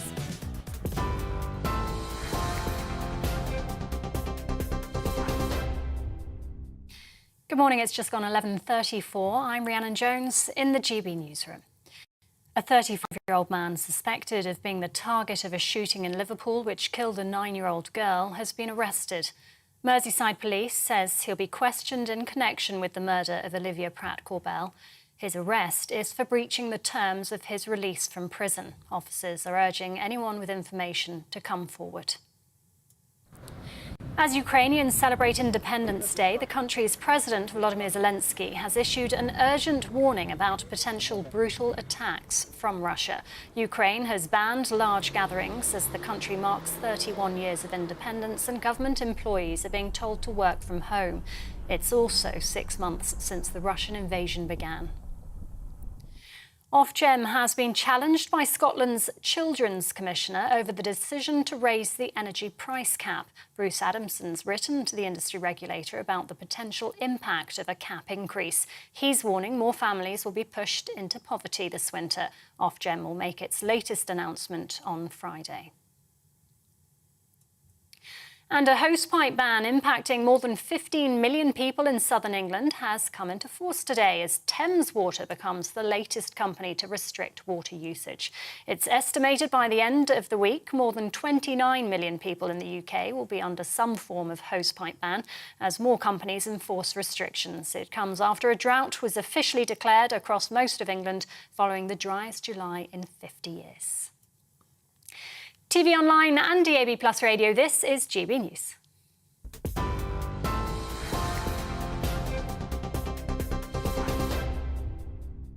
Direct Bullion sponsors the Finance Report on GB News for gold and silver investment.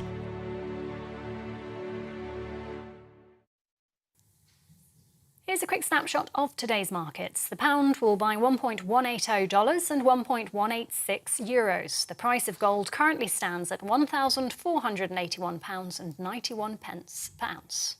Direct Bullion sponsors the Finance Report on GB News for physical investment.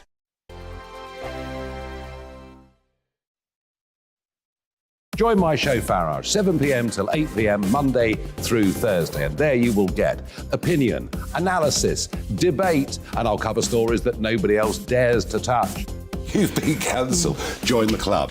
Oh, my goodness me. And then for the last 15 minutes, talking pints. We're over a drink. We have a civilised conversation with someone.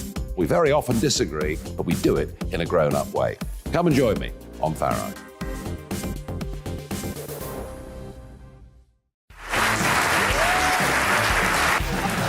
My name is Andrew Doyle. Join me every Sunday evening at 7 p.m. for Free Speech Nation. This is a show where we address current affairs and news stories of the week with the help of two wonderful comedian panellists. I brought in comics because I want to give it a lighter edge, and also they work for less. See you there.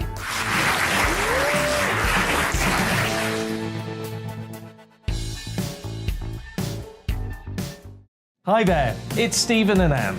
At breakfast from 6 a.m, you'll always be caught up with everything you need to know, the latest headlines, opinions and debates. We'll bring you the good news and the bad, but most of all, we're here for you. Remember, send in your views and let us know what you would like us to talk about. That's because we're your news channel. And every morning at 6 a.m, it's breakfast on GB News.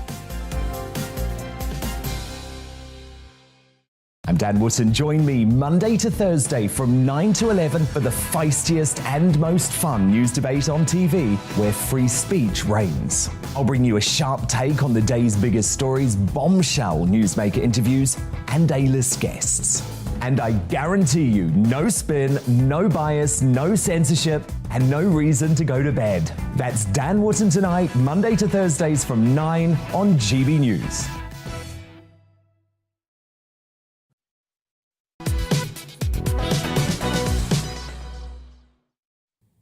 Good morning, it's 11:38 and this is To The Point with me, Mercy Moroki on GB News. We're live on your TV, online and radio this morning.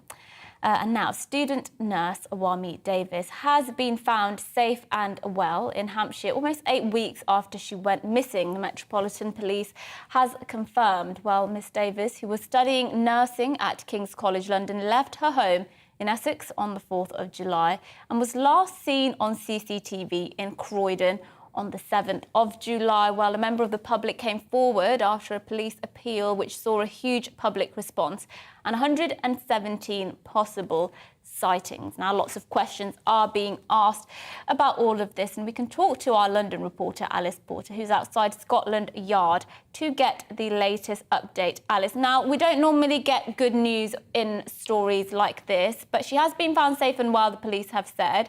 Just give us some updates on how this happened and when she was found. Yeah, absolutely. It's almost 2 months ago that Owami Davis went missing, and it was an extensive police operation to try and find her. About 50 officers trawled through about 50,000 hours of CCTV footage. But as you were saying there, it was in fact a member of the public, the 118th reported sighting of Owami Davis. Someone rang the police yesterday at about 10:30 yesterday morning, and she was found safe and well in Hampshire, a long way from her home in Essex. And there have been a number of concerns and criticisms made of the police. For example, the image that was first used by the Metropolitan Police when they were trying to find her was incorrect. They offered an apology and changed the image a few hours later, but that was a number of people criticised that and say it hampered the investigation very early on.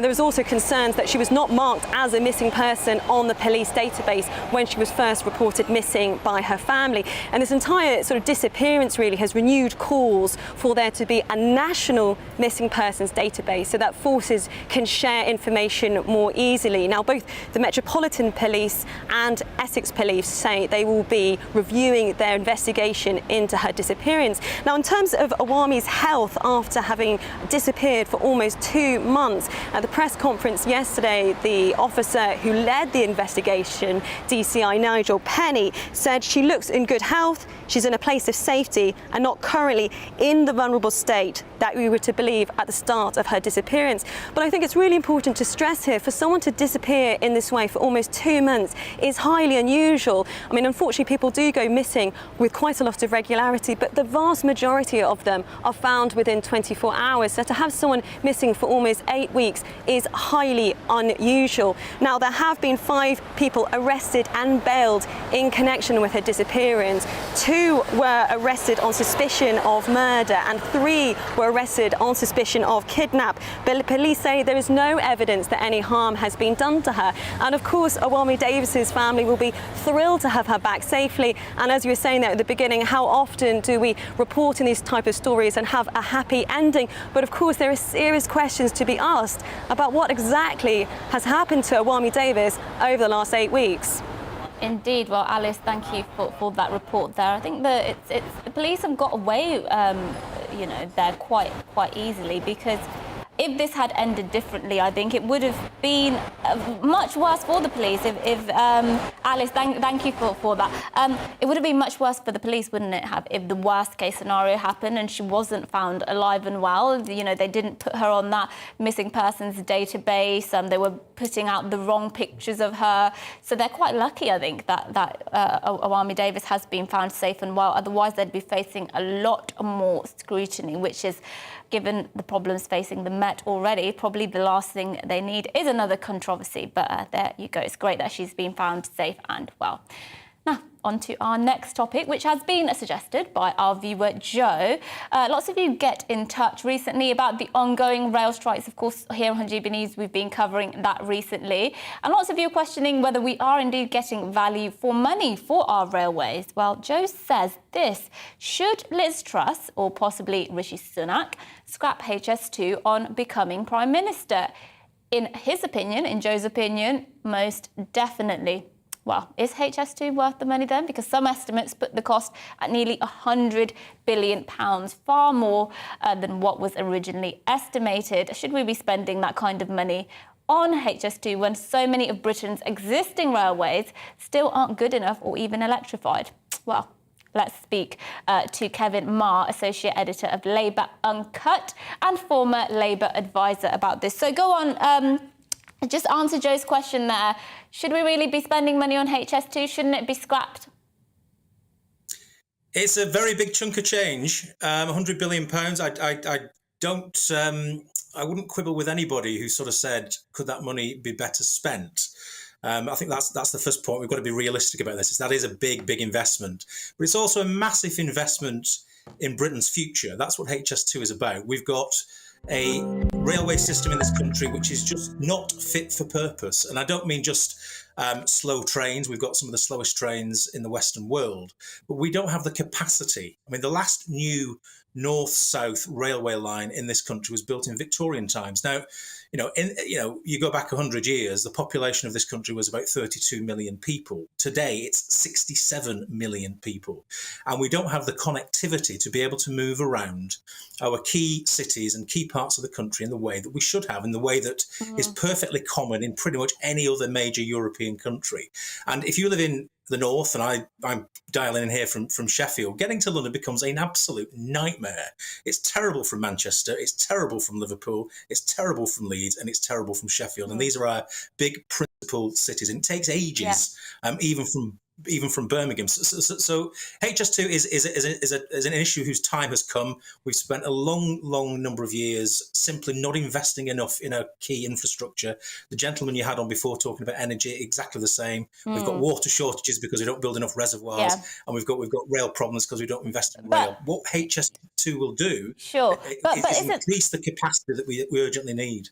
Isn't the point really of people who argue against HS2, they'd use something you pretty much just said there, which is it's going to make getting to London easier. Now, if the underlying basis for HS2 is to increase productivity up in the north more so than it does in London, down in London, it's a bit counterintuitive, isn't it? If people are just going to say, oh my goodness, it's so much easier for me to get to London, I'm just going to move down there.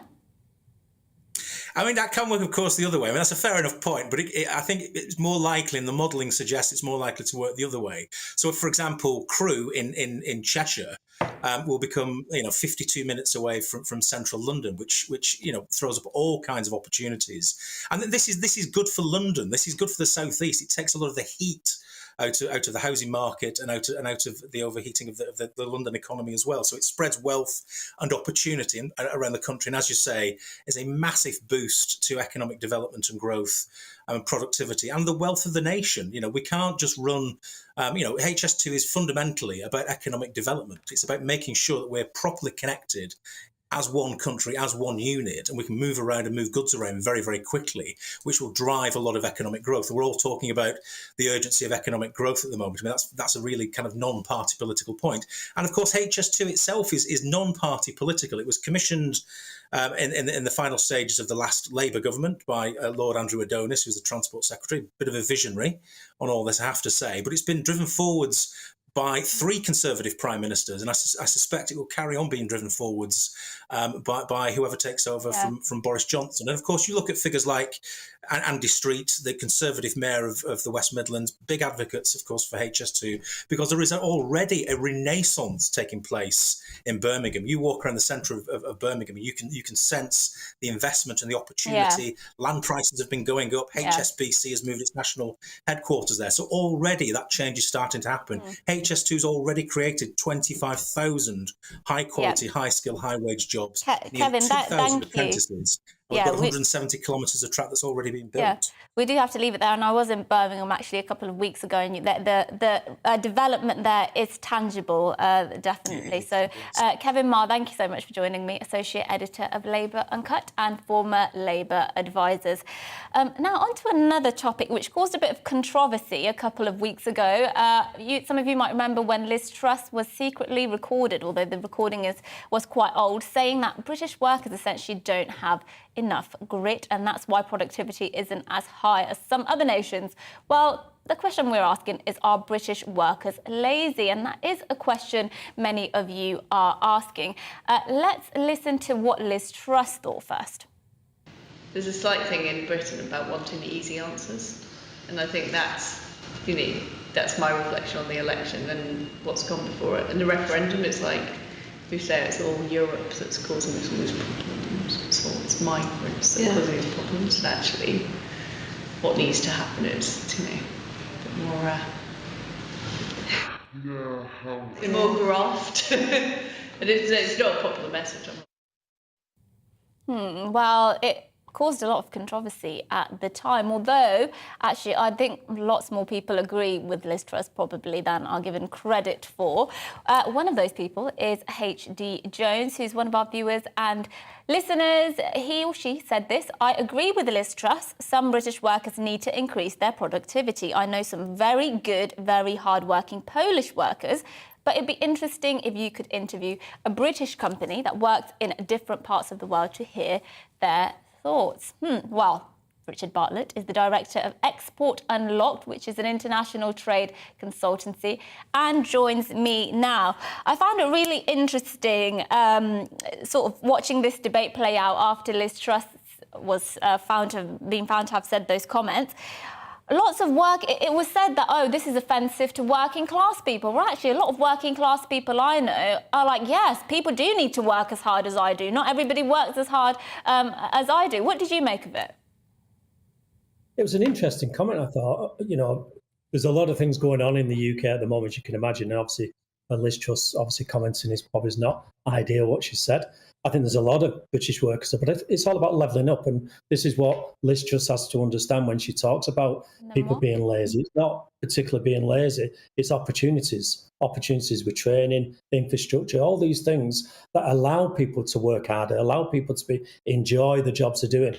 And, to say that, obviously, I've employed lots of people, British, European, China, all different cultures. And sometimes there is a slight difference, but I wouldn't necessarily say a British worker is lazy. I just think it's about the structure. I'm from the north of England. We've just talked about the north of England. We're talking about levelling up. We don't have the opportunities here that they are in the south. We know that. And the levelling up needs to play an important role. So, yes, when there are opportunities there, I'm pretty sure that most people want to go out and work, and they want to work hard, they want to earn a living. But if you're only earning a minimum wage and there's much better opportunities with the social system, then what incentive does it give you? So this is something that Liz Truss needs to look at if she does get into government, or Rishi, whoever gets in there. And they really need to start this levelling up. Yeah, I think we would all agree with you on that. But it is still the case, isn't it, that, for example, you could go to any company and there's a high likelihood that the people who are doing the cleaning, the people who are doing the sort of manual aspects of the jobs there will often be immigrants, will often be from foreign countries. What is it about British workers who perhaps don't want to do that kind of work? Or is it something to do with the employers who know they'll get somebody very quickly? Who's a foreign person who's going to do that job as soon as they get there? I think it's a mixture, really. I think, you've always got to look at the bigger picture. I think, yes, it's easier probably to pick somebody, like I said, from a foreign background or from that culture, working in these things that we don't think a British worker wants to do. But actually, is it because they're paying less to that person would take that less money? There's a lot of things we have to think about here. It's too easy to step on a thing and say British workers don't do this, because, in my experience working international, I've worked all over the world. Yeah. When I was in Doha, they love British workers. Middle East love British workers. Yeah, China, when I'm working in China, they love British workers. So it's kind of, you've got to be careful how you say this, and we've got to be very careful that when we're talking, and London in general, or the south of England, has, I think, a lot more opportunities. And this is where levelling up and the H2, as we've just talked about, the train system. Well, Richard, levelling up. Thank you so much. Sorry, I do have to interrupt because I never thought I'd be saying this, but I need to speak to the king of vegetables in just a moment. So that's why I do have to go. Richard Bartlett, thank you for joining me, the Director of Export Unlocked, an international trade consultancy. Well, as we know, inflation, it's happening. It's off the scales. The rising food prices have meant we've been hearing advice we should grow our own fruit and veg at home, perhaps to keep our prices down, while GB News viewer and listener Gary is keen on this idea. He says, I think local authorities should be helping people to grow their own with the heat or eat focus this winter looming. He said there should be a national campaign for more allotments. Well, as I said, joining me is the king of vegetables, Gerald Stratford. Thanks for coming on. I followed you on Twitter for quite a while, and you just really brighten up my timeline. Just tell us why you're so enthusiastic about growing your own veg. Growing my veg is not just a hobby. It's a way of life. I've been growing vegetables and feeding my family for over 40 years. And yes, I enjoy it, but I love growing vegetables to eat. And what's to tell us why you do it? Because people think, well, I can just go down the supermarket 10 minutes away, buy frozen veg, and it'll be the same thing, basically. Why is it different from just going down the supermarket? It's hard to explain how nice a vegetable is. That onion, that is freshly harvested, and it tastes so much better than something in a supermarket. These tomatoes, they were still on the vine this morning, and I cut them just before. Wow. The smell, you can't smell them, but they are beautiful to eat. You know. Either you're very tiny or those vegetables are massive, because I've never seen an onion that big. Just very lastly, tell us how you make your veg so lush and so big. Lots of TLC. They're my children. I treat them like I treat my children. I look after them, and they repay my love for them by growing nice.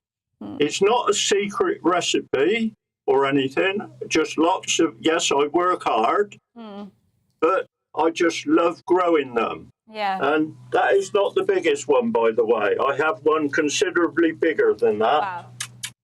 That's amazing. Well, look, we're going to leave it there, Gerald, but I've enjoyed talking to you so much, and I do follow you on Twitter, and everybody at home should follow you on Twitter if you have it. King of Vegetables there.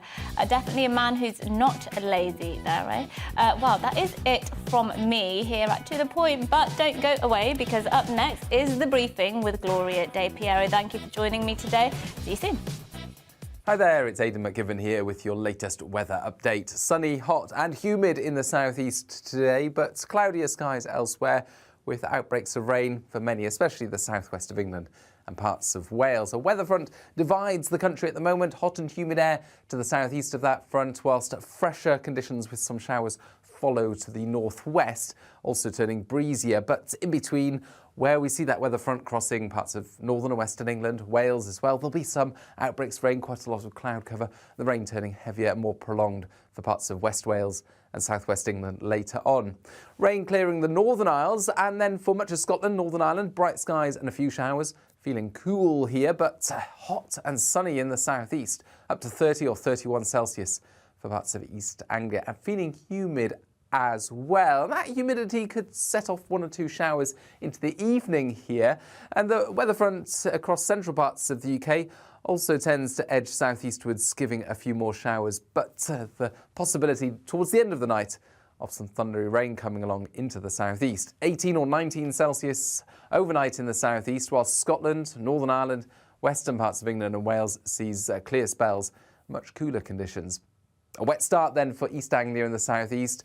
Some of that heavy rain clearing away first thing, lingering across parts of Norfolk and Suffolk into the afternoon, however. Eventually, drier, clearer and fresher air arrives from the northwest. Fairly breezy for the west of Scotland and Northern Ireland with some showers here and temperatures in the mid to high teens, whilst it's much cooler for many and certainly feeling fresher as that rain clears away into the evening, with a much more comfortable night for sleeping across the board. Then we end the week with further showers on Friday, but increasingly through the weekend the weather tends to settle down. We'll see more sunny spells coming through and temperatures at around average.